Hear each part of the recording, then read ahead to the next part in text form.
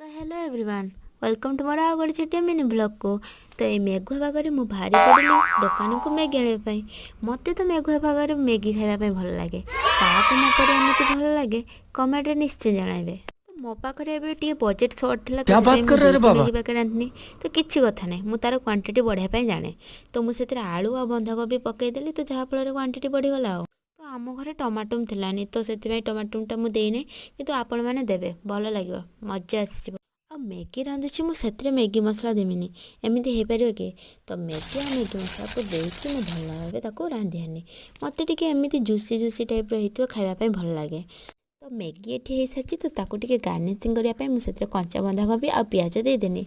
आपण मैंने कंचा झाड़ देपारे मुझे कंचा झाड़ को ये स्किप कर टमाटो केचप देला तो आहरी बढ़िया कि मो पाखे तो थिला ना तो सेमती मुझे खाइली। जदि भिडियो भल लगे लाइक करने भूलिए ना। रोची।